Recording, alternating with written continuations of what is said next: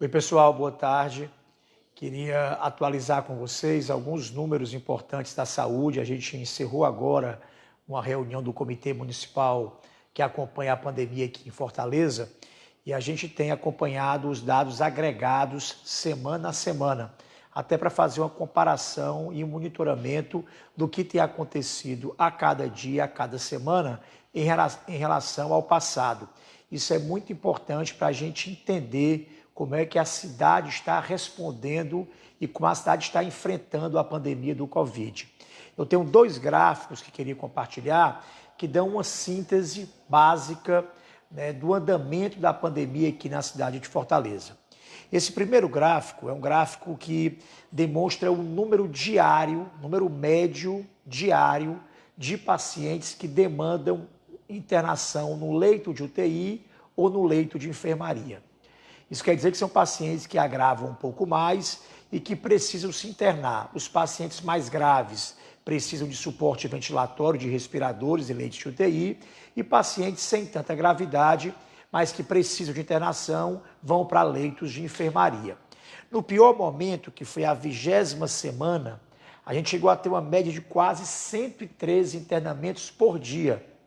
Essa era a média diária da semana 20. 113 pacientes todo dia, pacientes novos que entravam no sistema precisando de um leito de enfermaria ou de um leito de UTI. Como vocês podem ver, a gente vem numa tendência de queda desde então, da 20ª semana até a 33ª, que é a semana que nós estamos. A melhor semana pós-pico foi a semana passada, em que a gente teve uma média de apenas 4 pacientes na cidade inteira, precisando, pelo sistema de regulação, de uma internação em leito de enfermaria ou em leito de UTI. Na 13ª, que não acabou ainda, está no meio dela, até agora, desde domingo, a nossa média é ainda mais baixa. A gente está com hoje apenas, em média, um paciente se internando em leito de enfermaria ou leito de UTI. Então, como vocês podem apreciar, como podem observar, é uma queda bastante significativa de 113 pacientes para em torno de 4 na semana passada, precisando diariamente de internação, chegando agora ainda parcialmente, porque a semana não encerrou, a uma média de um paciente ao longo dessa semana, precisando de leito de UTI ou de enfermaria. Uma demonstração de uma tendência consistente de queda na demanda, na necessidade de internação.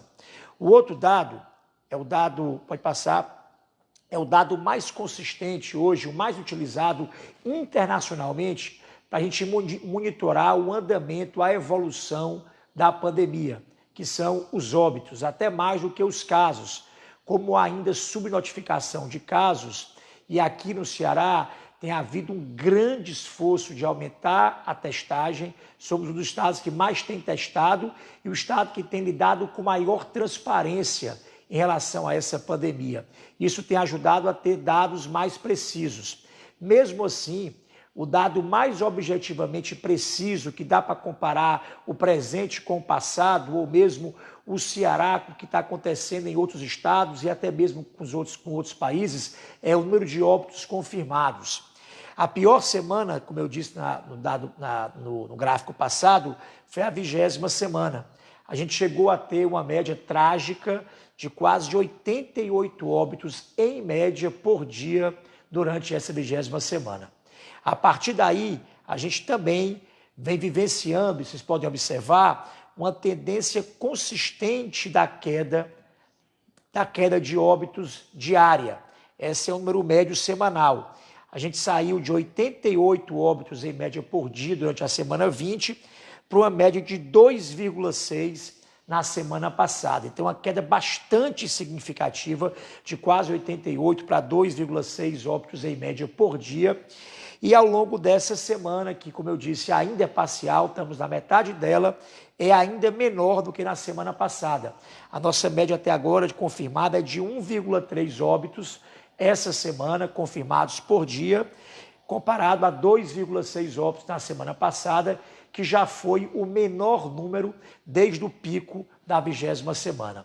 Eu estou dizendo isso para mostrar que todas as ações de enfrentamento que estão sendo estabelecidas numa parceria do governo do estado com a prefeitura, quais sejam o isolamento social rígido, o processo de retomada do cotidiano, das atividades econômicas, planejado, lento, progressivo, e as ações assistenciais, desde aquelas conduzidas pelo agente comunitário de saúde, pelo posto de saúde, até os hospitais terciários, no caso do IJF, o Leonardo da Vinci, o Hospital do PV, os outros hospitais estaduais e municipais que atendem e internaram e internam pacientes com Covid, o conjunto dessas ações tem feito com que Fortaleza tenha dado uma demonstração de um enfrentamento eficiente e competente, de redução consistente e queda bastante significativa, tanto de casos como de óbitos, de forma bastante ilustrada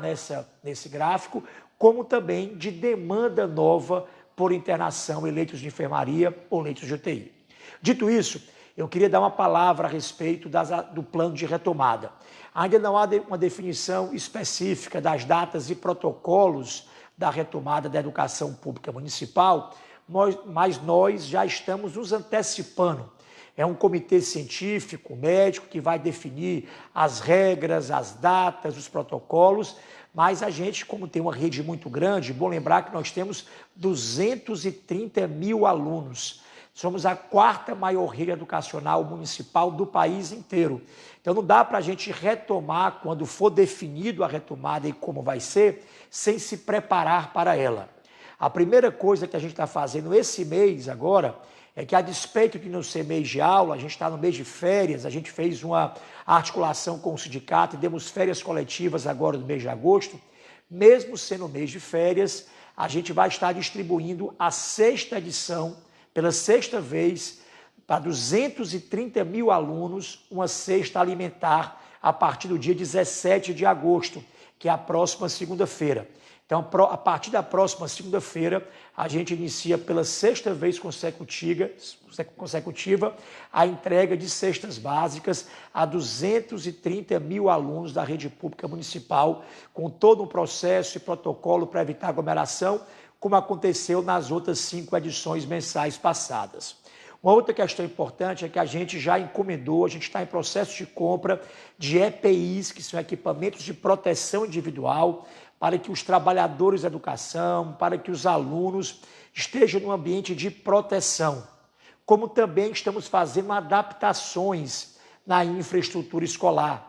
Isso envolve arejar, abrir as janelas, adquirir ventiladores em áreas em que, desligando o ar-condicionado, a gente pode ter calor, e principalmente fazer modificações em banheiro e implantando também pias de higienização de mãos, além de outras mudanças pontuais dependendo da engenharia e da arquitetura da escola.